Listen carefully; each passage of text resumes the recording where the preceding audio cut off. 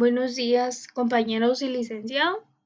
El día de hoy el grupo 4 estará hablando sobre la sección 10, políticas, errores y estimaciones contables, sección 23, ingresos de actividades ordinarias, el cual está integrado por Ingrid Zipac, Heidi Nech, Freddy Aguilar, Daniel Crisóstomo, Maynor Samayoa y Fabián Ruiz. La SNIF para pymes en la sección 10 nos habla de las políticas, estimaciones y errores contables. El alcance. Esta sección nos proporciona una guía para la selección y aplicación de las políticas contables que se usan en la preparación de los estados financieros. También abarca los cambios en las estimaciones contables y corrección de errores en los estados financieros de periodos anteriores. Selección y aplicación de políticas contables. Empecemos con definir qué es una política contable. Esta sección nos dice que son los principios, bases, convenciones, reglas y procedimientos específicos adoptados por una entidad al preparar y presentar los estados financieros. Para la aplicación nos dice que cuando esta norma trata específicamente una transacción o suceso, la entidad aplicará esta norma. Sin embargo, la entidad no necesita seguir un requerimiento de esta norma si el efecto de hacerlo no fuera material.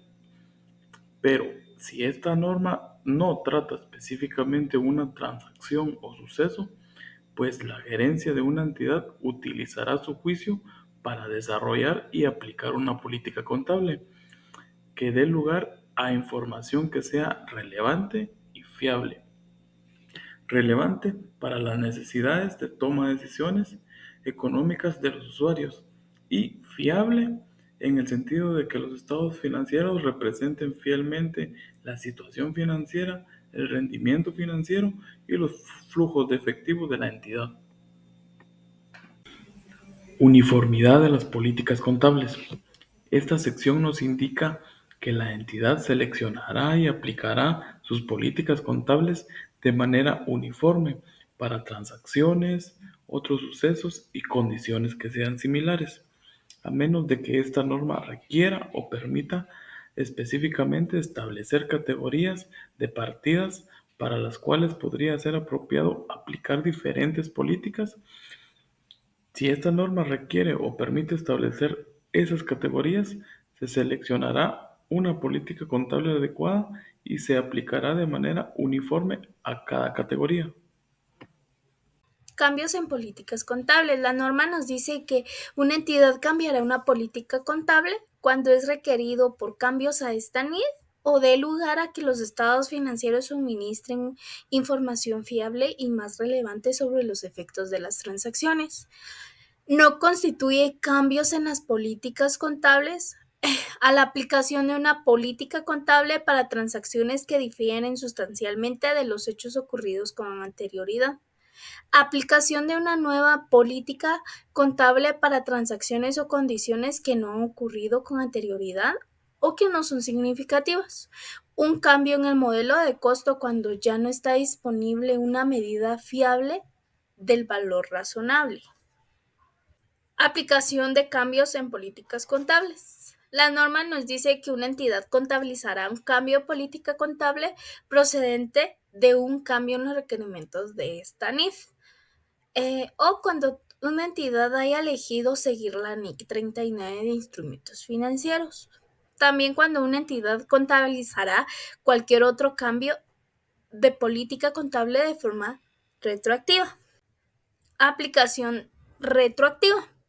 Esta consiste en aplicar una nueva política contable a transacciones, otros sucesos y condiciones como si ésta se hubiera aplicado desde siempre.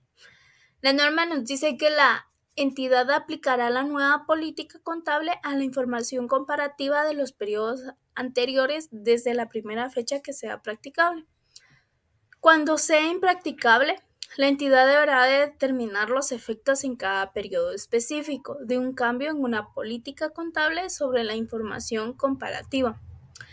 También nos dice que la entidad aplicará la nueva política contable a los importes en libros de los activos y pasivos al principio del primer periodo para que sea practicable la aplicación retroactiva. Información a revelar sobre un cambio de política contable. Una modificación a esta norma que tenga un efecto en el periodo corriente o en cualquier periodo anterior o que pueda tener un efecto en futuros periodos, una entidad revelará: A. La naturaleza del cambio en la política contable. B. El importe del ajuste para cada partida afectada en los estados financieros para el periodo corriente y para cada periodo anterior del que se presente información en la medida que sea practicable. C. El importe del ajuste relativo a periodos anteriores a los presentados en la medida que sean practicables.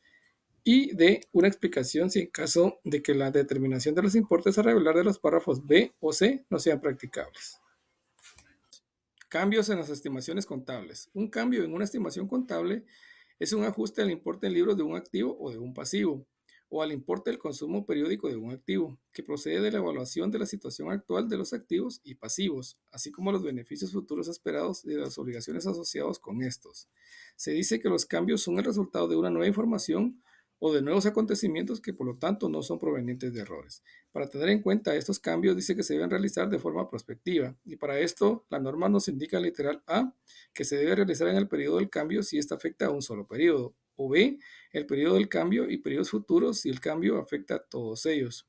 Y para esto se debe revelar la naturaleza de cualquier cambio en una estimación contable y el efecto del cambio sobre activos, pasivos, ingresos y gastos para el periodo corriente. Corrección de errores de periodos anteriores. Son errores de periodos anteriores las omisiones e inexactitudes de los estados financieros que surgen de no emplear o de un error al utilizar información fiable que A. Estaba disponible cuando los estados financieros para esos periodos fueron autorizados a emitirse. B. Podría esperarse razonablemente que se hubieran conseguido y tenido en cuenta en la elaboración y presentación de aquellos estados financieros. Una entidad corregirá de forma retroactiva los errores significativos de periodos anteriores en los primeros estados financieros formulados después de su descubrimiento, y para esto se deben expresar la información comparativa para el periodo o periodos anteriores en los que se detectó el error con anterioridad al periodo más antiguo para que se presente información a los saldos iniciales de activos, pasivos, patrimonios y para dicho periodo. Continuaremos con la sección 23. Esta nos habla de los ingresos de actividades ordinarias. Esta sección se aplicará al contabilizar los ingresos de actividades ordinarias procedentes de las siguientes transacciones: la venta de bienes, la prestación de servicios, los contratos de construcciones en los que la entidad es el contratista y el uso por parte de terceros de activos de la entidad que produzcan intereses, regalías o dividendos. Podemos mencionar ingresos de actividades ordinarias que surgen de otras transacciones relacionadas con otras secciones de esta NIF: acuerdos de arrendamientos con la sección 20, dividendos y otros ingresos relacionados a la sección 14, cambios en el valor razonable de activos y pasivos financieros, tenemos la sección 11 y 12, los cambios en el valor razonable de propiedades de inversión, sección 16, el reconocimiento inicial y los cambios en el valor razonable, tenemos a la sección 34, y el reconocimiento inicial de productos agrícolas con la sección 34. Medición de los ingresos de actividades ordinarias. La entidad deberá medir los ingresos de las actividades ordinarias al valor razonable de la contraprestación recibida o por recibir. El valor de esta contraprestación debe tomar en cuenta el importe de descuentos comerciales, descuentos por pronto pago y las rebajas por volumen de ventas que sean practicadas por la entidad. Pago diferido. Este se da cuando se difieren las entradas de efectivo o los equivalentes al efectivo y el acuerdo constituye efectivamente una transacción financiera. Intercambio de bienes. Una entidad reconocerá sus ingresos de actividades ordinarias cuando, primero, el valor razonable de los bienes o servicios esté ajustado por el importe de cualquier efectivo o equivalentes a sus transferencias. Segundo, cuando el importe según no se pueda medir con fiabilidad, entonces el valor razonable de los bienes o servicios entregados será ajustado por el importe de cualquier efectivo o sus equivalentes al efectivo transferidos. Y cuando no se pueda medir con fiabilidad el valor razonable de los activos recibidos ni de los activos entregados, entonces este se medirá por el valor de los activos entregados ajustado por el importe de cualquier efectivo y equivalentes al efectivo. Identificación de la transacción de ingresos por actividades ordinarias. Una entidad no reconocerá los ingresos de actividades ordinarias cuando se intercambien bienes o servicios por estos mismos de naturaleza y valor similar, y cuando se intercambian los bienes o servicios por estos mismos pero de naturaleza diferente, pero que la transacción carezca de carácter comercial.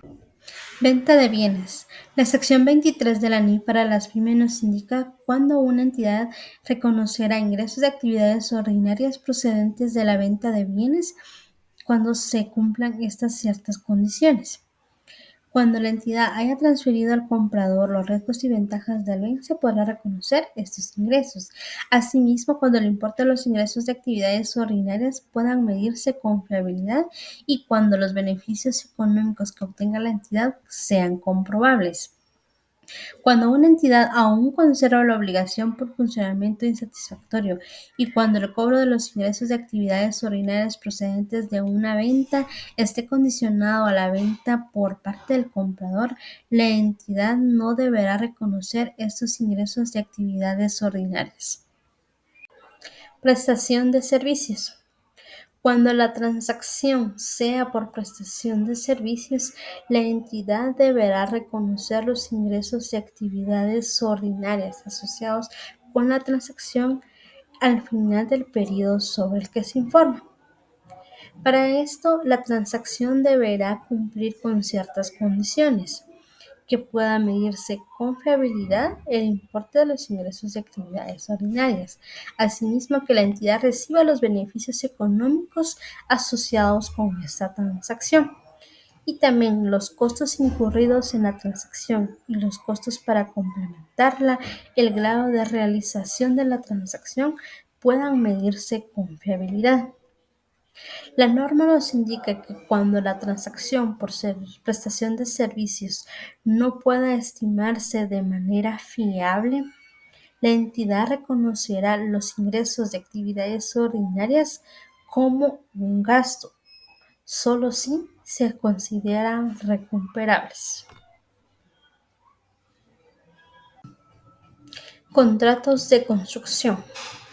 La norma nos indica cuando un contrato de construcción pueda estimarse con fiabilidad, la entidad deberá reconocer estos ingresos de actividades ordinarias del contrato y los costos del contrato como ingreso de actividades ordinarias y gasto.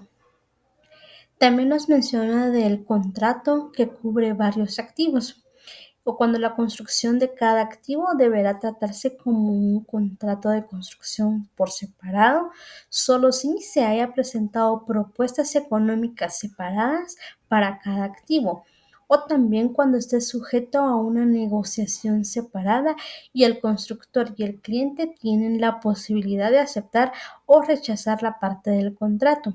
Y también cuando puede identificarse los ingresos de actividades ordinarias y los costos de cada activo. A mí me corresponde hablarles sobre el método de porcentaje de terminación. La norma nos indica de que este método es utilizado para reconocer los ingresos de actividades ordinarias por prestación de servicios y por contratos de construcción. Así también una entidad estimará y revisará las estimaciones de ingresos y los costos a medida de que avance el servicio o el contrato de construcción. Para medir con fiabilidad los porcentajes de terminación de los ingresos ordinarios por prestación de servicios o contratos de construcción, esta sección nos habla acerca de 3 métodos, los cuales son los siguientes. Inciso A, la proporción de los costos incurridos por el trabajo ejecutado hasta la fecha en relación con los costos totales estimados. Inciso B, inspecciones del trabajo ejecutado. Inciso C, la terminación de una proporción física de la transacción del servicio o del contrato de trabajo. De acuerdo a los intereses, regalías y dividendos de los cuales nos habla la sección 23, una entidad reconocerá los ingresos de actividades ordinarias procedentes del uso por terceros de los activos de la entidad que producen intereses, regalías y dividendos, de acuerdo con las bases establecidas en el párrafo 23.29, siempre y cuando sea probable que se obtengan beneficios económicos con la transacción, así también cuando el importe de los ingresos pueda ser medido fiablemente. En cuanto a los intereses, regalías y los dividendos, esta sección nos habla de cómo reconocer cada uno de ellos. En primer lugar, los intereses se reconocerán utilizando el método del interés efectivo.